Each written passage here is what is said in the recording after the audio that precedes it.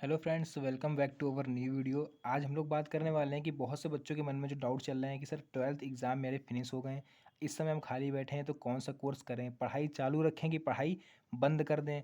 तो ऐसा कौन सा कोर्स करें जिससे हमें नौकरी भी जल्दी मिल जाए। तो आज हम लोग इन सभी कोर्स के बारे में बात करने वाले हैं और ये भी आप लोग को बताने वाले हैं कि 12th एग्ज़ाम के बाद आपके लिए क्या करना बेस्ट रहेगा। ठीक है, किसमें करियर के ऑप्शन ज़्यादा हैं। तो देखिए, बहुत से बच्चों के मन में डाउट आ रहा होगा। पहले नंबर पर तो ये कि सर पढ़ाई छोड़ दें क्योंकि घर की देखिए स्थिति जिनकी सही नहीं है। फिर एक बार क्लियर कर दें कि ये वीडियो सिर्फ उन बच्चों के लिए बनना है जिनके घर की स्थिति सही नहीं है, जो मिडिल क्लास के अंतर्गत आते हैं या फिर जो महंगे महंगे कोर्स नहीं कर सकते हैं। ठीक है, तो बाकी जो बच्चे थोड़ा स्थिति उनकी सही है, जो बच्चे अपना मतलब खर्चा कर सकते हैं थोड़ा, उनके लिए अलग से आप लोग को बताएंगे अभी इसी वीडियो में। लेकिन फिलहाल मेरा फोकस उन बच्चों पर रहेगा जो बच्चे मिडिल क्लास घर से आते हैं और उनको नहीं पता कि कौन सा कोर्स करना चाहिए और कोई गाइडेंस देने वाला भी नहीं है। तो आज हम लोग उन सारे टॉपिक पर बात करने वाले हैं। तो देखिए, बहुत से मन में बच्चों के मन में सवाल आ रहे होंगे कि सर हम पढ़ाई छोड़ दें क्या। पहला पॉइंट तो यही आता होगा सबसे मन में कि यार अब नहीं पढ़ेंगे, बहुत हो गया बस। दूसरा जो आता होगा वो है कि भैया अगर हम करें तो कौन सा कोर्स करें जिसमें हमें मेहनत भी कम पड़े, क्योंकि आजकल के बच्चे सबसे ज़्यादा ढूंढते हैं कि यार मेहनत कम पड़े या फिर कहीं से जुगाड़ हो जाए। ठीक है, चीटिंग का। तो देखिए, सब आप लोग को बताया रहेगा इस वीडियो में क्या करना है। देखिए, सबसे बढ़िया जो आप लोग को करना है कि कौन सा कोर्स करना चाहिए, तो मेरे हिसाब से मेरा सजेशन ये रहेगा आप लोग का कि ऐसा कोर्स करिए कि जिसमें आप लोग को मेहनत कम पड़े, क्योंकि यार 12th एग्ज़ाम के बाद आधा से ज़्यादा बच्चे तो सरकारी नौकरी की प्रिपरेशन में लग जाते हैं। तो उन बच्चों के लिए भी हम ये वीडियो नहीं बना रहे हैं जो कि सरकारी नौकरी की तैयारी करना चाहते हैं। तो मेरा सजेशन ये रहेगा कि यार अगर आप लोग के पॉइंट ध्यान समझिएगा, क्या मेन पॉइंट आप लोग को बताने जा रहे हैं। सबसे इंपॉर्टेंट पॉइंट जो रहेगा वो ये है, आर्थिक स्थिति है वो सही नहीं है।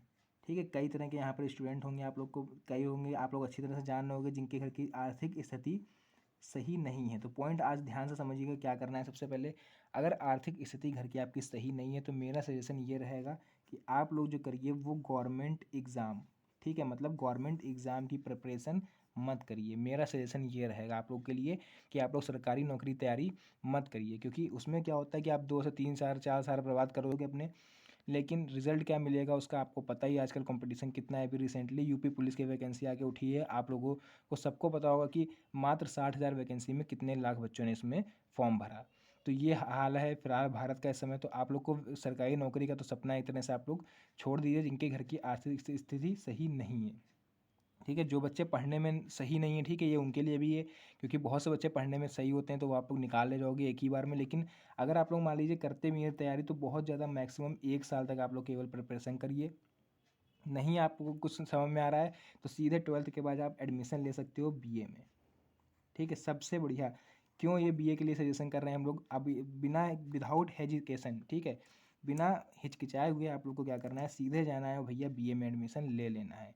क्यों बीए में लेना है सर, बीएससी में क्यों नहीं ले सकते हम। तो चलिए बीए बीएससी का थोड़ा सा कंपैरिजन करते हैं, आप लोग को बताते हैं कि इसमें अंतर क्या है। तो सबसे पहले हम बात कर लेंगे यहाँ पर बीए की। अगर आप बीए करते हो तो सबसे पहले जो आपको करना पड़ेगा वो यहाँ पर है, लेस टाइम, मतलब टाइम की बचत होगी आपकी इसमें, आप लोग को ज़्यादा। और हाँ, एक सेकंड, इसको आप लोग प्राइवेट कॉलेज से करिएगा क्योंकि बीए यार इसमें ज़्यादा पैसा भी नहीं लगता है, मुश्किल से 5 से 6 हज़ार रुपये आपको देना होगा और 1 साल का। बाकी आप लोग का यहाँ पर बीए जो होगा वो फाइनल हो जाएगा। सबसे बड़ी बात ये है, ये 3 साल का होता है। बीएससी भी 3 ही साल का होता है, लेकिन अभी हम लोग बात कर रहे हैं बीए की। ठीक है, 3 साल का होता है। दूसरा इसमें यह है कि आप लोग को प्रेशर नहीं रहता है दिमाग में। ठीक है, जो प्रेशर होता है पढ़ाई का वो आप लोग को बिल्कुल भी बीए में नहीं रहता है, क्योंकि सभी को पता होगा इसमें कौन से सब्जेक्ट होते हैं, हिस्ट्री, सिविक्स, ज्योग्राफी, है ना, हिंदी, ये सब होता है इसमें। लेकिन वहीं अगर हम बात करते हैं यहाँ पर बीएससी की, तो यहाँ पर होता है बच्चों फिजिक्स, केमिस्ट्री और मैथमेटिक्स। तो यहाँ पर अगर आप बीएससी करने की तरफ जाते हो तो इसका मतलब ये है कि आपका इन तीनों सब्जेक्ट में पकड़ मजबूत होनी चाहिए। अगर चीटिंग भी करा दी जाएगी तब भी आप लोग को वहाँ पर बेसिक जो होते हैं, जैसे किसको किससे रिप्रेजेंट करते हैं ना, फॉर्मूला क्या होता है, ये सब तो आप लोग को वहाँ याद होना ही चाहिए। तो इन सब में आपका टाइम लगेगा ज़्यादा। ठीक है, बीए आप लोग क्या करिए, आराम से एडमिशन ले लीजिए किसी प्राइवेट कॉलेज में। और बीए के साथ साथ आप लोग क्या कर सकते हो, केवल क्योंकि इसमें देखिए केवल एग्ज़ाम देने जाना पड़ेगा आप लोग को बीए में, प्राइवेट कॉलेज से भरोगे तो केवल एग्ज़ाम देने जाना है। आप क्या करो, शिप पे जाओ, शांति से अपने बगल में जो कॉलेज हो आपके क्षेत्र में, ज़िले में, वहाँ जाके एडमिशन ले लीजिए और कोई प्राइवेट काम करिए। प्राइवेट काम कैसे, जैसे फॉर एग्जांपल आप कोई टेक्निकल काम, जैसे आप लोगों ने इलेक्ट्रिसिटी वाला किसी दुकान पर आप लोग काम करने लगी, ठीक है। अब छोटा काम ये नहीं कि आप लोग से बिल्कुल छोटी मोटी कोई दुकान खोल के बैठ जानी है, पान कत्था ये सब नहीं आप लोग से बता रहे हैं।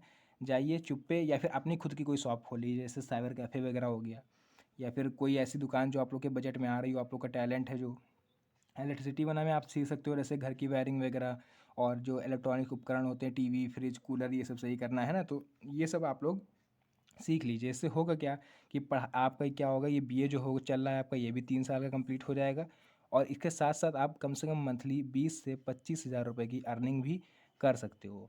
अब ट्वेल्थ के बाद बीए जो आप लोग कर रहे हो प्राइवेट डाल दिया, दूसरी तरफ आप लोग इधर काम भी कर रहे हो।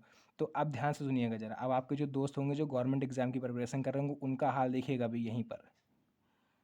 वो क्या करेंगे, ट्वेल्थ के बाद सीधे भैया कर लेंगे सबसे पहले आके मान लीजिए बीएससी।